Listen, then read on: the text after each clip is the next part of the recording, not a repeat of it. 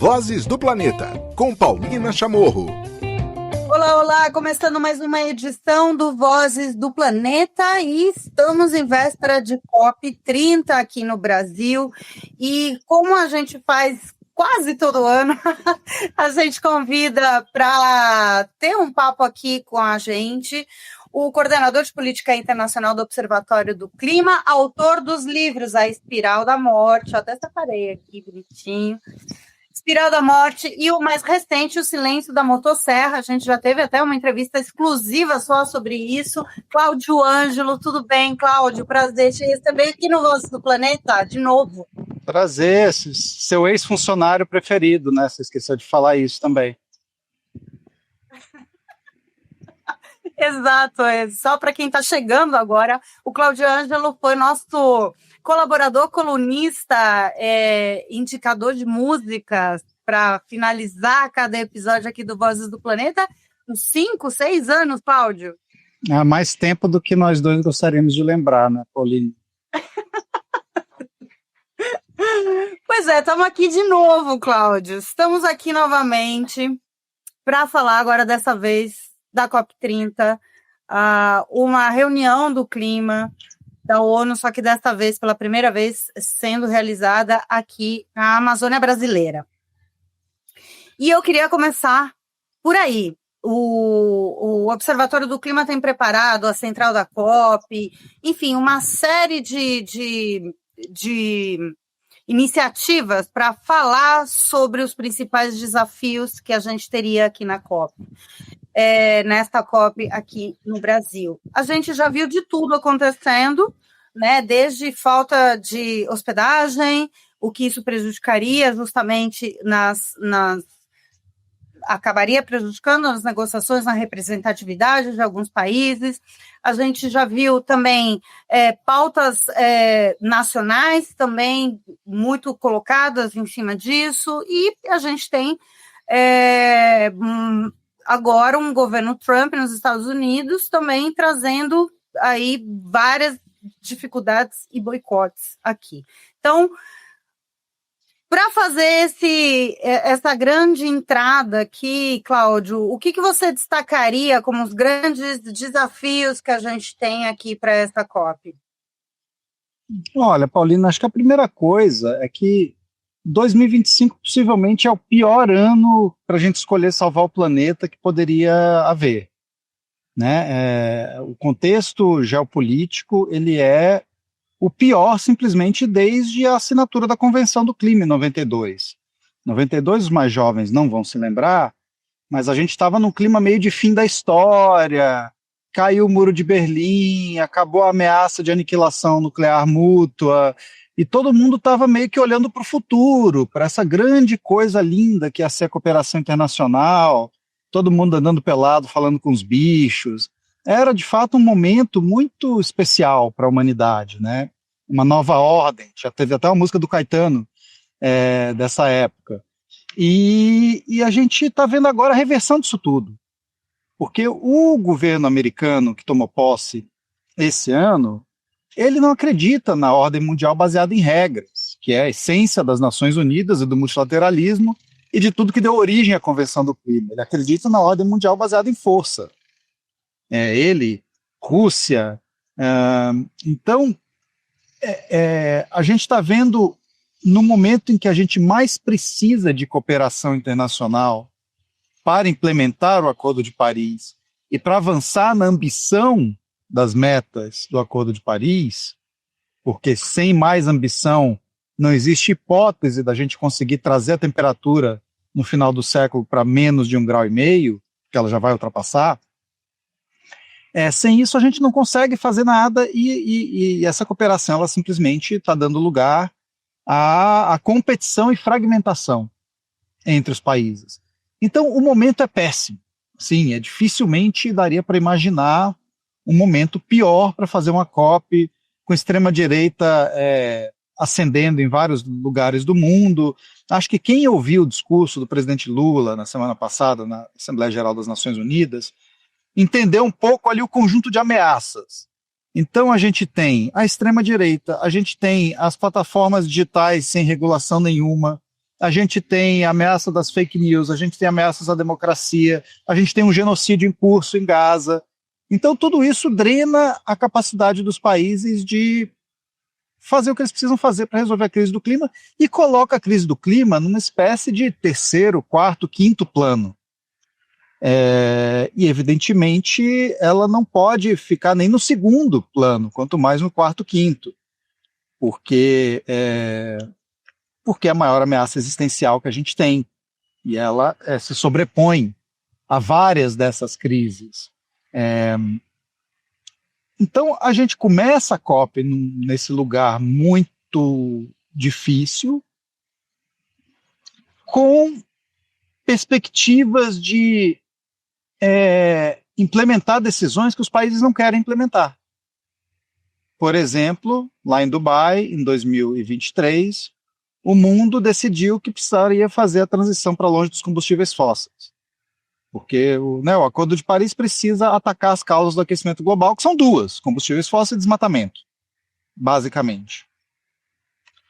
Então, lá em Dubai, concordamos que iríamos fazer a transição para fora dos combustíveis fósseis, mas no dia seguinte à adoção do texto, as pessoas começaram a se perguntar: tá bom, a gente vai fazer a transição, mas quanto tempo vai levar? Em que horizonte? Falaram que ela vai ser justa, ordenada e equitativa. O que é justiça, o que é ordem e o que é equidade, nesse caso? Então, nenhuma dessas definições foi tomada. E os países, não está muito fácil para os países dizerem nas suas metas que vão fazer a transição justa, ordenada e equitativa, sem que haja uma definição do que é isso. Então, eles podem dizer o que eles quiserem, basicamente, e ninguém se compromete a nada e a gente não sai dos combustíveis fósseis.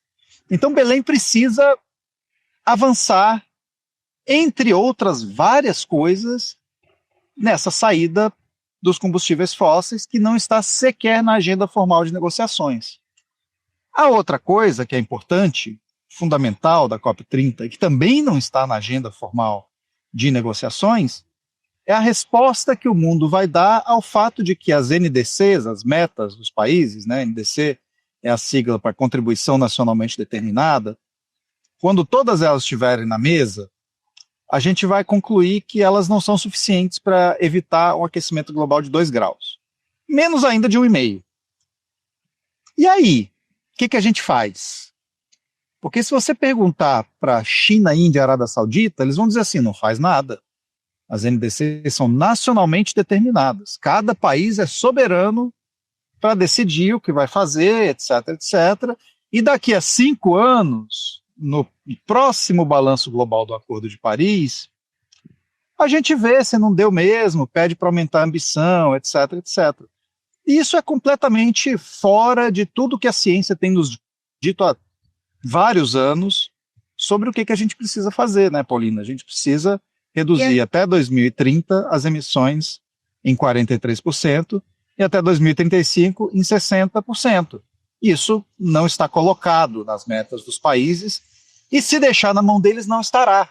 Então, como é que a gente faz para aumentar a ambição sem ter que ouvir acusações de que a gente está se metendo na soberania nacional de cada país? É um tremendo de um impasse que a COP vai precisar, eu ia falar a palavra em inglês, endereçar, mas vai precisar abordar. Tá certo. Não, e além de tudo, bom, quem quiser ouvir um pouco mais sobre também o impacto dos Estados Unidos e todo o que vem acontecendo, tanto de negacionismo quanto ataque direto com relação à ciência e agora especificamente a COP, eu recomendo muito vocês voltarem umas casinhas aqui de episódio e ouvir a entrevista com o Jamil Chad aqui no Vozes do Planeta, trazendo um painel bem preocupante também, né, Cláudio? E aí, trazendo a realidade, né, a gente tem a realidade das negociações que todos esses desafios, mas a gente tem somente agora a China apresentando finalmente a sua NDC, baseado, a gente não sabe em quais números, né, que é o outro grande poluidor global. E aí trazer o paralelo, né? Porque a gente tem essa velocidade de a China só apresentando agora, os Estados Unidos que sai. E a realidade, nos continentes, a gente tem lugares do planeta que já estamos a 2 graus, quase partindo para 2,5 graus, né, de aumento de temperatura média constante. Ou seja, é um paradoxo sem fim que talvez mesmo que a gente consiga avançar em alguns pontos, já está caótico, né, Cláudio? Está caótico, tem lugares como o Brasil, né? Esse sol aqui que vocês estão vendo atrás de mim, esse calor que está fazendo em Brasília, ele não era assim. Brasília esquentou substancialmente. As temperaturas mínimas no Brasil subiram mais de 2 graus. Então as zonas tropicais e as zonas polares, elas já esquentaram acima de 2 graus. Agora, quando você fala de 2 graus no mundo, você está falando tranquilamente de 4, 6 graus de aquecimento global em algumas regiões dos trópicos. Em especial partes da América do Sul, da Amazônia. E isso tende a ser uma tragédia para as pessoas que vivem lá, mas também para os ecossistemas. Então, a gente está numa situação hoje, e o relatório que o PNUMA vai lançar no final de outubro vai dizer isso, a meta, né, com a qual os países concordaram no Acordo de Paris, né, especialmente depois de 2018, foi de limitar o aquecimento global em 1,5 graus. Né, essa, para todos os efeitos, é a meta a perseguir no Acordo de Paris. 1,5 graus a gente já esquentou em 2023, 2024, aí caiu de novo agora em 2025. Provavelmente depois de 2030 essa temperatura vai subir para cima de 1,5 graus, ela não vai voltar mais. É o que os cientistas chamam de overshoot, que é a ultrapassagem do limite de 1,5 graus. Então o que a gente precisaria fazer agora? Aumentar a ambição das metas de todos os países grandes, né, os países do G20, que respondem por 80% das emissões do mundo, para que em algum momento, depois de 2050, 2060, a gente conseguisse começar a trazer essa temperatura para baixo de 1,5 graus de novo e terminar o século ali em uma média de 1,4 grau. É isso que a gente precisa fazer. E tem maneiras da gente ganhar tempo fazendo isso. A gente pode zerar todo o desmatamento, a gente pode reduzir emissões de metano, a gente pode reduzir emissões de alguns aerossóis que aumentam a temperatura, fuligem, sobretudo, que aumenta muito a temperatura muito rápido, enquanto a gente ganha tempo para ir fazendo a transição para fora dos combustíveis fósseis e evitar que essa ultrapassagem de 1,5 graus se torne permanente. Mas, de novo, isso não parece estar nos planos dos países. O próprio Xi Jinping, quando ele falou lá no evento do Lula e do Guterres em Nova York, ele falou uma coisa que pouca gente prestou atenção, mas que é um negócio assim, de arrepiar. Ele diz que a mudança climática é uma tarefa urgente, mas também de longo prazo. Ou seja, tem líderes mundiais um pouco dando como certo que a gente vai ter uma ultrapassagem grande e que em algum momento no futuro a gente vai completar essa transição energética. E esse algum momento no futuro, Paulina, é tempo demais para as pessoas que já estão morrendo por consequência dos eventos climáticos extremos no mundo inteiro, inclusive na China, inclusive no Brasil. Então a gente não pode se conformar com isso. A gente precisa realmente acelerar a ambição dos países para a gente conseguir ter a maior chance que a gente puder de trazer os termômetros para baixo de 1,5 graus de novo. Exato. Você tem falado, eu vi recentemente, inclusive no curso de comunicação que você abriu, que aconteceu no Mato Grosso, aliás, um calor tremendo em Campo Grande, no momento que a gente estava falando, e você colocou que não dá para dissociar justamente temas do clima, a luta climática com direitos humanos, né? Isso foi algo, inclusive, também que coincidiu muito na entrevista também com o Jamil Chad. E a gente abriu esse ano o Vozes do Planeta, nosso primeiro episódio foi justamente com a diferença de até 7 graus nas periferias das principais capitais do Brasil, naquele verão, né? Nesse verão que a gente teve esse ano. Ou seja, é um tipo de engajamento, é um tipo de discussão insociável, né, Cláudio? A mudança climática, ela é um agravador de desigualdades, né? Ela, por excelência, é um agravador de desigualdades. Então, no caso das áreas urbanas no Brasil, é como se fosse uma corrida de obstáculos, né? E na qual a gente já tem problemas históricos, e a mudança climática eleva a barra que a gente vai precisar saltar no nosso planejamento urbano. Sobretudo, né? Estou falando de cidades, porque é onde mora a maior parte da população é brasileira, mas isso vale para todo mundo. Então, sim, nesse sentido, você não consegue dissociar mudança climática de direito à moradia, de direito à cidade, e de várias outras pautas que esses movimentos de direitos urbanos no Brasil, urbanos e humanos, têm perseguido, né? Moradia decente, urbanização de favela, isso tudo entra na discussão de clima e de adaptação à mudança do clima, que é outro dos grandes objetivos da COP30, entra de um jeito muito forte. De fato, é a última fronteira da proteção dos direitos humanos, porque você está falando não só de moradia, mas você está falando também de segurança alimentar, né? E de empregos, porque nos dois casos, né? Porque você vai ter empregos destruídos num mundo mais quente, e você pode ter, se você não cuidar, empregos destruídos também no mundo que faça a transição energética. Daí outra das agendas de Belém ser a tal da transição justa. Né? Existe um programa de trabalho sobre transição justa sendo negociado justamente para que a transição, quando ela vier, não venha destruindo modos de vida e empregos. O problema, Paulina, é que para que ela seja justa, primeiro ela precisa ser transição.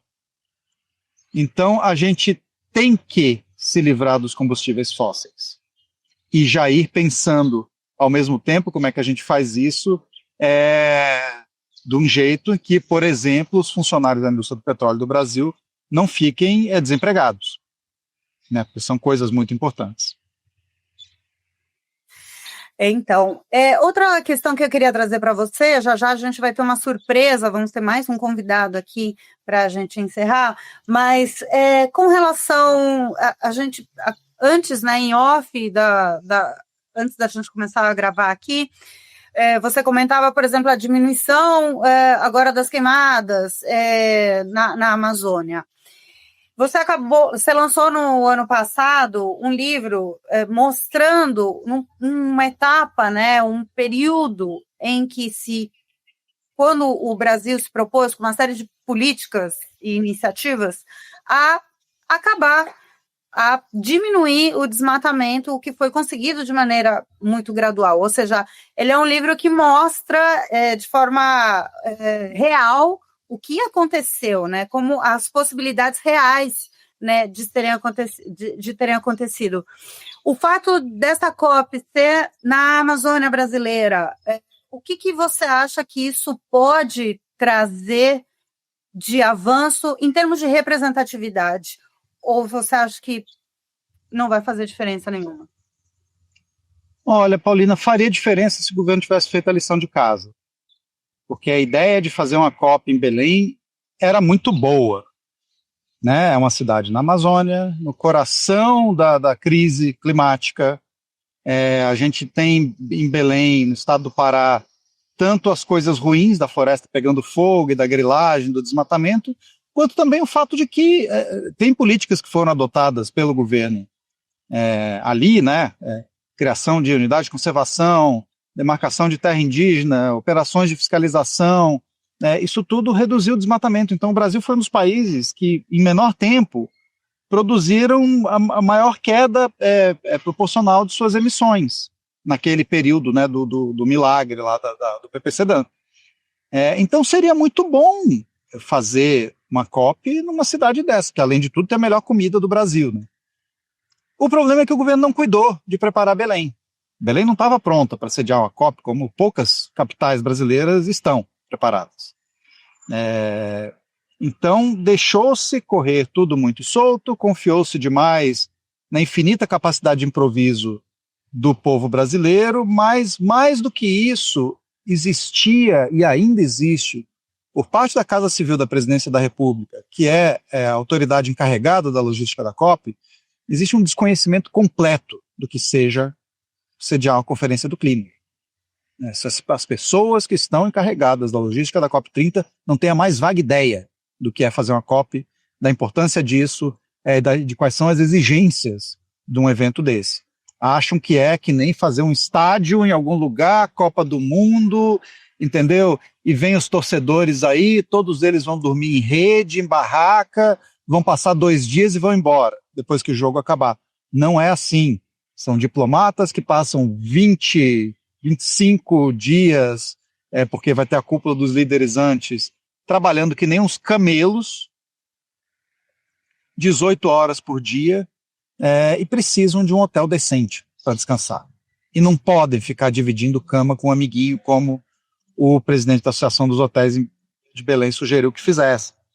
Então, assim, a gente pede, por conta da logística, que cria problemas de inclusividade e legitimidade das próprias decisões da COP, você cria uma birra com a América Latina, com o Brasil e com a Amazônia, na parte desses negociadores, que acaba tirando a oportunidade que a gente teria de fazer uma discussão séria sobre floresta nessa COP, estando na floresta. Eu se fosse delegado de país africano, de país ilha, ou mesmo de país europeu, eu não iria querer saber muito, entendeu? De ficar lá para conhecer a floresta depois, porque essas pessoas vão chegar já muito irritadas, as que vierem, né? Porque muitas poderão nem vir, que as delegações vão ser reduzidas. Nem vi, a gente viu realmente muitos representantes, né, principalmente que são representantes, por exemplo, dos países sul global, já colocando, porque além de tudo, a questão da representatividade, ou seja, dos pontos, né, como você bem colocou, podem não acontecer. E outro fato que você trouxe, e o Paulo Artacho comentou recentemente em um outro evento que a gente participava também sobre isso, é justamente isso, as pessoas confundem, né, que esta é uma reunião das Nações Unidas, que não é uma reunião para trazer só demandas do país que está recebendo, ou seja, a percepção que se tem é de que é algo que vai trazer todas as demandas do Brasil para dentro da COP. Não é isso, é uma estrutura, são níveis de negociação super engendrados que precisam de tempo e precisam de uma estrutura para acontecer, né, Cláudio? Foram 2 erros, né? O povo de Belém em nenhum momento foi informado que a COP não seria um evento brasileiro para resolver as demandas históricas todas de Belém. Eles acharam que fosse resolver, foram iludidos com isso. O governo do estado e o governo federal não se preocuparam em explicar à população que diabo é uma COP. E muita gente dentro do próprio governo federal está achando até hoje que isso é um evento do Brasil para o qual ele está convidando os outros países. E não é. Isso é um evento das Nações Unidas que o Brasil se ofereceu para sediar. A diferença, né, a distinção parece sutil, mas faz toda a diferença do mundo. Porque o Brasil, o governo brasileiro, né, na Casa Civil, que está cuidando da logística, se apropriou da COP como se ela fosse um evento brasileiro. E esse é um erro básico, crasso, e que eu não conheço nenhum país que tenha cometido esse erro. Todos os países que sediaram COPs até hoje entenderam, com todas as dificuldades que tiveram, por exemplo, o Azerbaijão foi informado de que ia ser sede da COP meses antes. O Brasil tinha isso já há mais de 2 anos. O Azerbaijão entendeu o que significa sediar uma COP. e fez, se a COP de Baku foi, por um lado, uma das mais frustrantes da história, porque a negociação foi um desastre completo, a logística em Baku foi sem falhas. Teve ali problema de hotel? Teve. Teve hotel caro? Teve. Teve preços em Baku 3, 4 vezes maiores. Mas tinha hotel, tinha ônibus, tinha lugar para comer, tinha tudo isso em Baku. As pessoas tinham onde ficar e ninguém pagou R$ 9.500 numa diária de um Ibis, que é o que o Ibis de Belém está querendo cobrar agora das pessoas. Pois é. Cláudio, eu vou fazer agora uma pausa, porque a gente vai ter uma surpresa daqui a pouquinho. E aí eu vou levar para um outro extremo agora, completamente fora da nossa pauta, mas me chamou a atenção que no final do seu livro você trouxe como a música foi importante para você em um determinado período. E aqui a gente tinha sempre um espaço, quando, né, nas suas colunas, que eram semanais, né, naquele período a gente estava fazendo praticamente um episódio por semana, e você sempre indicava um som. Então, qual que é a importância dentro de tantos temas duros e desafios duros que a gente, enquanto humanidade, vai ter que superar, da arte? Eu fiz essa mesma pergunta, inclusive, para o Jamil, porque eu estou achando uma similaridade muito grande na nossa conversa com a conversa que a gente teve o mês passado com o Jamil aqui também.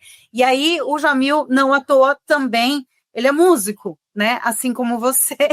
Então, ele trouxe um pouco da fala, então eu faço essa mesma pergunta para você. A diferença é que o Jamil é músico de verdade, né? Eu acho que ele é flautista. Bom, para mim a música é importante nesse contexto, uma coisa que o Gustavo Faleiros fala muito, de permitir uma conexão com essa pauta pela via da emoção. E para mim é isso. Eu só componho quando eu estou com muita raiva de alguma coisa. É muito difícil eu me mobilizar para compor uma música sem estar muito puto. Porque pega por esse lado. Então é isso, eu acho que a arte ela permite você desligar essa conexão muito cerebral, né, muito córtex pré-frontal com os temas e entendê-los de outro jeito. Eu não acho que a música vai resolver a mudança do clima, assim como o Toquinho recentemente falou que a música para MPB jamais teve a intenção de derrubar a ditadura, mas ela ajuda a gente a fazer essa conexão emocional e acho que a historiografar um momento, né? Momentos históricos. A MPB serviu muito para isso. Eu acho que o tipo de música que a gente faz sobre mudança do clima e outros assuntos contemporâneos serve um pouco para isso também. Um pouco para desopilar o fígado e um pouco para manter o registro uma crônica, né, desse tempo. Maravilha, então a gente vai ver um trechinho de eventos extremos, enquanto eu chamo então também o Gustavo Faleiros, já que você chamou ele aqui, vamos chamar então o Gustavo Faleiros para a gente falar então sobre essa banda. E aí, Gustavo? Oi, tudo bom? E aí, Paulina? Tudo em paz? O Cláudio também está aqui. E aí, Cláudio? Você acabou de ser chamado aqui e eu queria que então vocês apresentassem aqui, bom, os ouvintes que não conhecem os bastidores, a banda Eventos Extremos é a banda que futuramente fará as vinhetas do Vozes do Planeta. E aí eu queria que você apresentasse aqui, Gustavo, a banda, e depois aí eu já jogo para o Cláudio para saber das expectativas agora para a COP30 de show, apresentação, disco e tudo. Maravilha. Conta, quando nasceu, Gustavo? Bem-vindo. Obrigado pelo convite, Paulina. Uma honra estar aqui.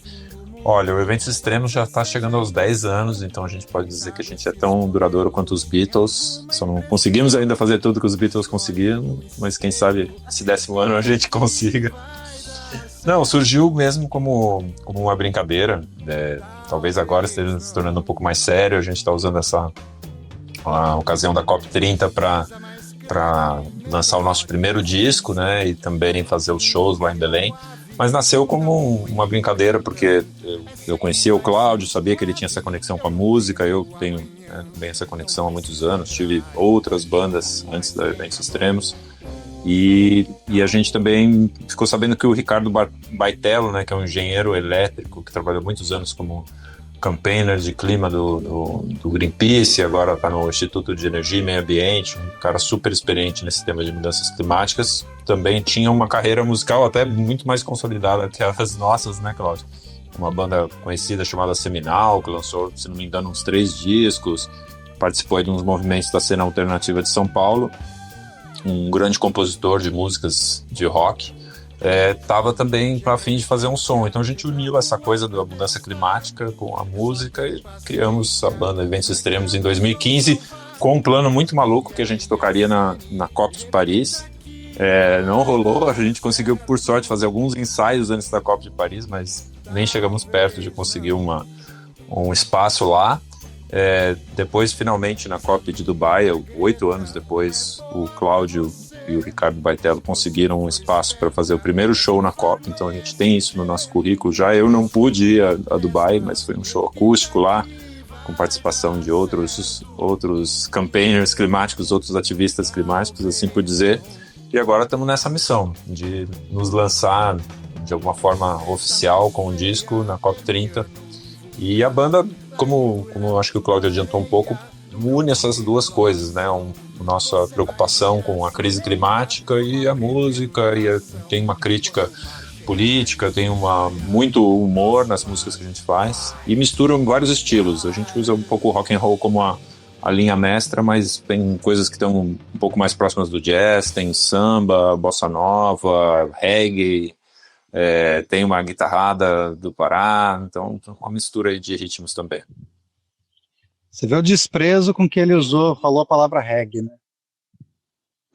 O quê? Não. Como é que é? Ele falou que eu teve desprezo ao mencionar a palavra reggae, mas isso aí tem uma outra explicação, porque eu me considero um baterista razoável, eu consigo tocar bem muitos ritmos, mas reggae pra mim é difícil. Então quando eles falaram que ia tocar um reggae, eu falei, caramba, agora é o meu desafio. Eu adoro reggae, não me acuse de nada, só tenho dificuldade de tocar um reggae, essa é a verdade. Então bora lá, você na bateria, Gustavo Faleiros na bateria, no baixo, Cláudio Ângelo? Exatamente. Isso. Uhum. E o Ricardo Baitello na guitarra, voz, trompete, presença de palco. Ele é o nosso Freddie Mercury, né? O frontman multi-instrumentista. O Cláudio também é multi-instrumentista, que toca piano também, então em algumas faixas ele toca piano. E a gente tem umas participações especiais. Melissa Menezes, que é uma grande pessoa assim, da área de logística na Amazônia, trabalhou anos no Greenpeace, agora está fazendo muitas coisas aí, ajudando ativistas, inclusive na COP30, uma ótima percussionista, sempre participa dos nossos shows.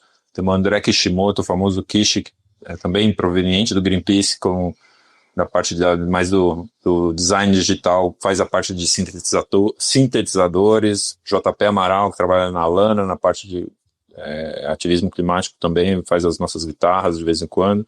Então a gente está sempre trazendo umas participações especiais aí. Mas o núcleo somos nós três que começamos há 10 anos e seguimos aí. Eu já pude ver uns ensaios, é muito bom, muito bom. E eu trouxe os dois hoje aqui para a gente fazer uma subida nessa campanha, então, né? Tá rolando uma campanha que é uma vaquinha virtual justamente para o disco e para uma série de shows durante a série COP. De shows. É isso mesmo, é porque a gente já gravou o disco. Já a gente já gravou. Disco, né? O álbum.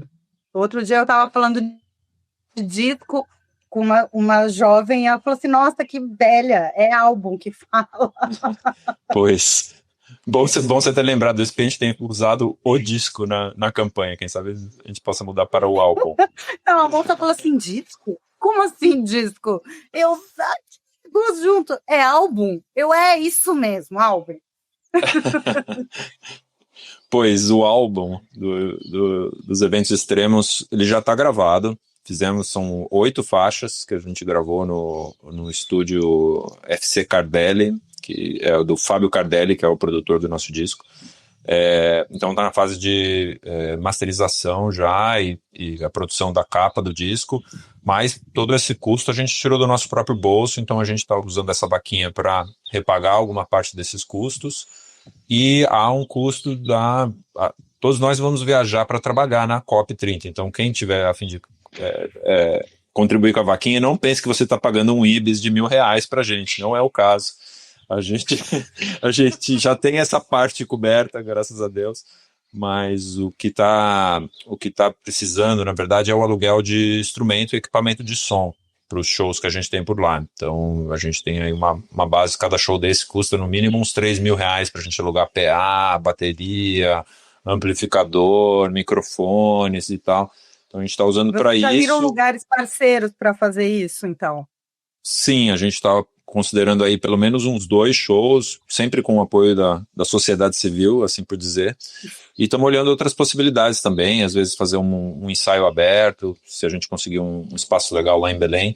Então 2 shows no mínimo é a nossa meta, está próximo da gente firmar isso, mas esse custo da logística ali do musical vai ser necessário para o nosso apoio. E aí umas outras coisas que a gente estava pensando em fazer, né, com essa vaquinha, fazer uma projeção em vídeo com as letras, porque o pessoal sempre fala que gostaria de ter mais, né, assim, um vídeo com as letras, capa do disco que entrou nessa vaquinha também, então seria muito bem-vinda qualquer ajuda aqui dos queridos ouvintes. Deixa eu fazer a propaganda completa. Maravilhoso, vou deixar... Você deixa o link, né? Exato, vai, termina a propaganda. Não, é porque no benfeitoria.com, se buscar eventos extremos, o disco no caso, vocês vão encontrar a campanha para nos apoiar aí todas essas missões que eu estava descrevendo para vocês. A COP30, a masterização do disco, a capa do disco. Então, contamos com vocês. Maravilhoso. Eu vou deixar também aqui, então, não só no descritivo deste episódio, como também aí pelas redes sociais do Vozes do Planeta, para vocês acessarem facilmente. Vamos ajudar os amiguinhos para a gente ter esse som, eventos extremos. Cláudio, quer deixar mais alguma mensagem? O piano você não vai poder levar, né? Não, só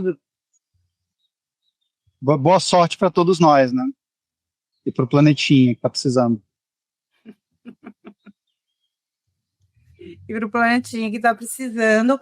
Bom, e aqui já aproveito, então, antes de encerrar, que o Vozes do Planeta estará na COP30 fazendo uma cobertura diária. Todos os dias teremos um episódio, então já estão convidados para a gente ter alguma conversa direto lá de Belém, em algum lugar nesse espaço caótico que estará, mas estaremos por lá também, então. Muito obrigada, Gustavo Faleiros, por essa participação rápida aqui, falando de eventos extremos. Muito obrigado, Paulina. Sempre uma honra participar do Vozes do Planeta. Estamos aguardando a vinheta. E muito obrigado, então, ao Cláudio Ângelo também, nosso eterno colunista, para sempre colunista do Vozes do Planeta. Obrigada, querido. Obrigado, chefa. Valeu.